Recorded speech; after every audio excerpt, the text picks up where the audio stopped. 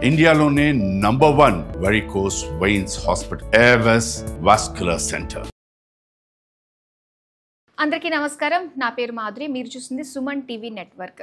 చిన్నప్పటి నుంచి మన పెద్దవాళ్ళు చెప్తుంది గురుర్ బ్రహ్మ, గురుర్ విష్ణు, గురుదేవో మహేశ్వరః, ఇలాంటివన్నీ మనం నేర్చుకున్నాం. మరి అలాంటి గురువే పిల్లల పాలిట శాపంగా మారితే ఆ పరిస్థితి ఎలా ఉంటుంది? పిల్లలు స్కూల్కి వెళ్ళడానికి ఇంట్రెస్ట్ చూపిస్తారా? చదువు అంటే ఇంట్రెస్ట్ చూపిస్తారా? చాలా భయపడిపోతూ ఉంటారు. ఇలాంటి సంఘటనే జరిగిందండి.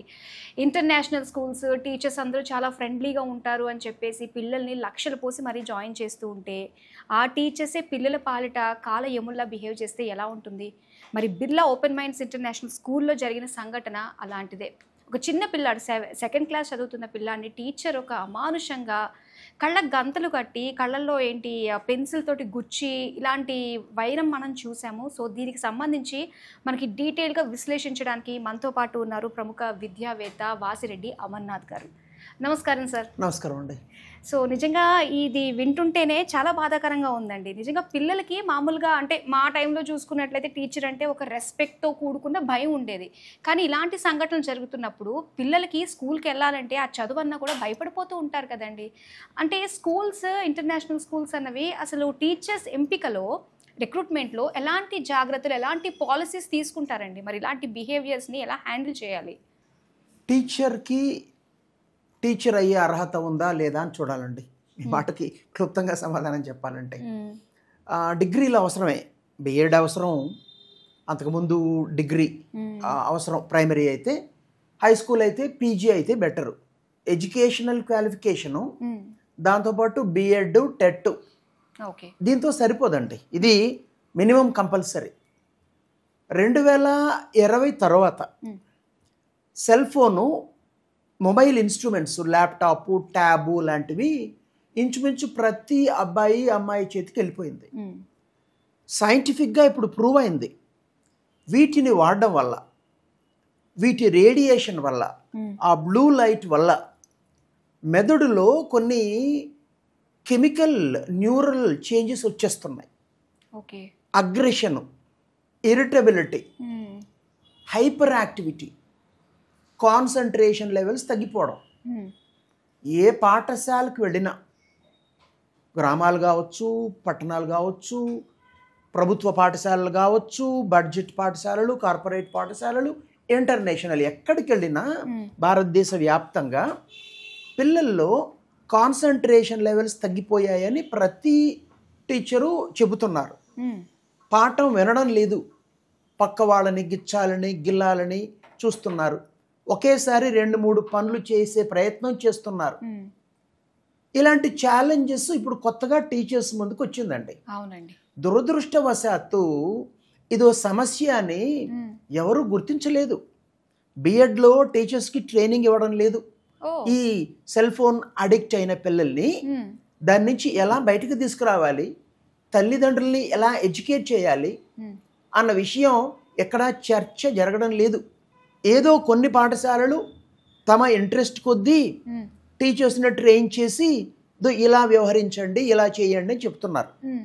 అలా లేని చోట క్లాస్ రూమ్లో స్టూడెంట్ నా మాట వినడం లేదు, హోంవర్క్ చేయడం లేదు, కాన్సన్ట్రేట్ చేయడం లేదు, ఒబీడియన్స్ చూపించడం లేదు అని ఈ శిక్షణ పొందని టీచర్స్ ఇలాంటి అమానుష చర్యలకు పాల్పడుతున్నారు.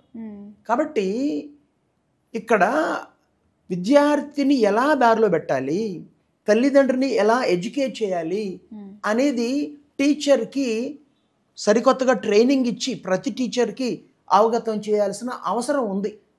గతంలోలా ప్రవర్తిస్తే, నేను పాఠం బాగా చెబుతున్నాను కాబట్టి పిల్లలందరూ నా పైన కాన్సన్ట్రేషన్ చేయాలని అనుకోవడం కుదరదు.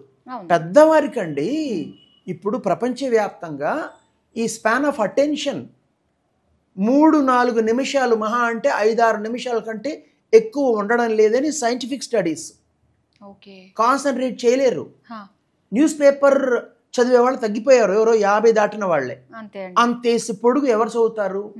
వీడియోలు కూడా 7, 8, 12 నిమిషాలే. మీరు 2 గంటలు వీడియో పెట్టండి, అమ్మాయి ఇది ఎవరు చూస్తారని టాపిక్ ఎంత ఇంట్రెస్టింగ్ అయినా బిగినింగ్లోనే రిజెక్ట్ చేసే వాళ్ళు తయారయ్యారు. నిజమే. షార్ట్స్కి రీల్స్కి డిమాండ్ పెరిగిపోతుంది. ఒక 90 సెకండ్లలో 120 సెకండ్లలో మొత్తం చెప్పేయాలనేసి. ఇది దీనికి ఏదో అలా జరిగిపోయింది కాదు. ఇది there is a scientific reason behind this. దీన్ని అర్థం చేసుకోవాలి.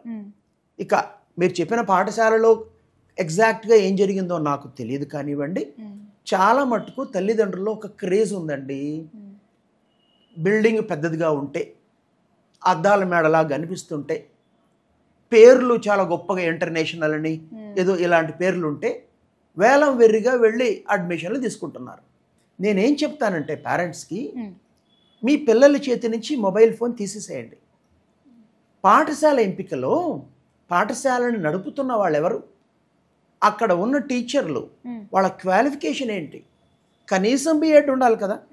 ఏదో ఇంగ్లీష్ గడగడ మాట్లాడేస్తున్నారు, డబ్బాలో గులకరాళ్ళేసి ఇలా అంటే, ఐ మీన్ యునో ఈ స్లాంగ్ ఇంగ్లీషు కమ్యూనికేషన్ స్కిల్ కాదు. పిల్లలకి అర్థమయ్యేలా వాళ్ళ స్థాయికి వెళ్ళి చెప్పగలగడం అనేది ఒక ఆర్టు, ఒక సైన్సు. అలాంటి టీచర్స్ ఉన్నారా? అలాంటి టీచర్స్ని యాజమాన్యం అక్కడ అపాయింట్ చేస్తోందా? వాళ్ళకి ట్రైనింగ్ ఇస్తోందా? పిల్లల మనసెరిగి పాఠం చెప్తున్నారా? 2020 ముందు, కరోనా ముందు కాలం వేరు, కరోనా అనంతర యుగంలో ఇవన్నీ చాలా ముఖ్యమండి. ఇలాంటి జాగ్రత్తలు కనుక తల్లిదండ్రులు తీసుకోకపోతే పిల్లలు నష్టపోతారు. పాఠశాల అంటే భయం, చదువు అంటే భయం వస్తుంది. ఇక వాళ్ళని ఎంటర్టైన్ చేయడానికి బయట రీల్స్ ఇవన్నీ చాలా ఉన్నాయి. ఇక పూర్తిగా పక్కదారి పట్టే ప్రమాదం ఉంది. నిజంగా ఇప్పుడు ఈ స్టడీస్, స్కూల్స్, టీచింగ్ ఇదంతా కూడా చాలా భయం వేస్తుందండి. తర్వాత పిల్లలు ఎలా తయారవుతారో ఏంటి అని. స్కూల్కి ఏంటి మ్యాక్సిమం టైం స్కూల్లోనే ఉంటారు. వాళ్ళు ఎంత చెప్తారో 40 మందిని ఎలా హ్యాండిల్ చేస్తారండి. ఇంటికి వచ్చి పిల్లాడు స్కూల్కి వెళ్తున్నాడు, చదువుకుంటున్నాడు, పేరెంట్స్ లేనప్పుడు వాడికి నచ్చింది వాడు చూసుకుంటూ ఉన్నాడు. సో నిజంగా అటు ఇంట్లో కూడా మీరు చెప్పినట్టుగానే ఆ జాగ్రత్తలు ఆ పేరెంట్స్ కూడా తెలిసి తను తగ్గట్టుగానే జాగ్రత్తలు తీసుకోవాలి. పిల్లలు దేవుడు చల్లని వారే, కళ్ళ కపట మెరుగని కరుణామయులే అంటారు. నేను పిల్లల్ని బ్లేమ్ చేయట్లేదండి. సమస్యని అర్థం చేసుకోవాలి పెద్దవారుగా తల్లిదండ్రులు, టీచర్లు. అనేక చోట్ల గత 2 ఏళ్లుగా పాఠశాలలోనే టీచర్ని, ప్రిన్సిపల్ని చంపేసిన ఘటనలు. విద్యార్థులు, 7వ క్లాస్ విద్యార్థులు, 9వ క్లాస్ విద్యార్థులు, 2వ క్లాస్ విద్యార్థులు, తోటి పిల్లలపై అఘాయిత్యాలు, టీచర్ని కొట్టి చంపేసిన ఘటనలు, ప్రిన్సిపల్ని కాల్చి చంపేసిన ఘటనలు జరిగాయి. పిల్లలు తప్పు కాదండి, సమాజంలో చుట్టూరా జరుగుతున్నది. కాబట్టి నేను చెప్పాను, సమస్య మూలంలోకి వెళ్ళి ఎందుకు ఇలా జరుగుతోంది. విద్యా సంస్థలు కొత్త ఏం కాదు కదండి. ఒకప్పుడు సరే ఒక 100 ఏళ్ల క్రితం ఉండకపోవచ్చు, కానీ ఇలాంటి విద్యా సంస్థలు గత 50 ఏళ్ళగా అయితే ఉంటున్నాయి. ఒక తరం 2 తరాలు మారినాయి. కాబట్టి విద్యార్థుల్లో ఎందుకు ఇంత అగ్రెసివ్నెస్ వస్తుంది, ఎందుకు ఇంత ఇరిటబిలిటీ ఉంటుంది, ఇంత అగ్రెషను, డిప్రెషను, ఇలాంటి మానసికోద్వేగ తొట్టుబాటు ఉంది, అర్థం చేసుకుని మూలాల్లోకి వెళ్ళి సమస్యను పరిష్కరించాలి. సో ఇప్పుడు ఏవైతే స్కూల్స్ మనకు ఉన్నాయో పిల్లల్ని అంటే మేనేజ్మెంట్ మీద నమ్మకంతో మనం పంపిస్తూ ఉంటాము. అయితే మరి ఆ మేనేజ్మెంట్ టీచర్స్ రిక్రూట్మెంట్ విషయంలో తగిన జాగ్రత్తలు తీసుకోవట్లేదు, అందువల్లే ఇలాంటివి మనం ఎదుర్కోవాల్సి వస్తుందని చెప్పేసి మీరు అంటారు. అవునండి. ఓకే, దానికి తగ్గట్టుగా ఇప్పుడు మేల్కొంటే బెస్ట్. కొన్ని మనకి తెలిసి బయటకు వస్తున్నాయి, కొన్ని తెలియక ఎన్ని ఉన్నాయో కదండి. మరి ఇలాంటి టైంలో అసలు పేరెంట్స్ కానీ ఇలాంటి స్కూల్స్ ఎంపికలో ఎలాంటి జాగ్రత్తలు తీసుకుంటే మంచిది అంటారు? ఇదివరకే పాఠశాలలో చదువుతున్న పిల్లలు ఉంటారు, వాళ్ళ తల్లిదండ్రులు ఉంటారు. పాఠశాల 3, 3:30, 4, 4:30 వదులుతారు కదండి. పిల్లల్ని తీసుకెళ్ళడానికి తల్లిదండ్రులు కొంతమంది వస్తారు. కొంతమంది పిల్లలు స్కూల్ వ్యాన్లో వెళ్ళినా కొంతమంది తల్లిదండ్రులు వస్తారు. అక్కడికి కాసేపు వెళ్ళి మనం మన అబ్బాయినో అమ్మాయినో అడ్మిట్ చేయడానికి ఒక 10 పాఠశాలని షార్ట్ లిస్ట్ చేసుకున్నాం. రోజుకి 2 పాఠశాలల చొప్పున ఒక వారం రోజులు కనుక స్పెండ్ చేస్తే అక్కడ ఉన్న వాళ్ళు ఏమండి ఇక్కడ ఎలా ఉంది, మీ పిల్లాడు, మీ అబ్బాయి, అమ్మాయి ఇష్టపడి స్కూల్కి వెళ్తున్నారా, చైల్డ్ సెంట్రిక్ ఎడ్యుకేషన్, విద్యార్థి కోసం విద్య అందిస్తున్నారా అని అడిగితే చెబుతారు. టీచర్స్కి పాఠం చెప్పే ఓపిక, సబ్జెక్ట్ నాలెడ్జ్ వస్తే సరిపోదండి. నేను ఇందాక చెప్పినట్టుగా హైఫై ఇంగ్లీష్ మాట్లాడితే సరిపోదండి. పిల్లల స్థాయికి వెళ్ళి పిల్లల మనసు ఎరిగి పాఠాలు చెబుతున్నారా అని అడిగితే 10 మందిని అడిగితే మనకి సీన్ వచ్చేస్తుందండి. ఇంకా వెబ్సైట్ చూడొచ్చు, దీని యాజమాన్యం ఎవరు, వీళ్ళకి పాఠశాల నడపడంలో ఎంత అనుభవం ఉంది, ఇవాళ రకరకాల రంగాల నుంచి ఫార్మా అని, ఈ రంగం అని, ఆ రంగం అని, రియల్ ఎస్టేట్ నుంచి వస్తున్నారు. సరే ఎవరైనా రావచ్చు, కానీ దేనికోసం పాఠశాల పెడుతున్నారు?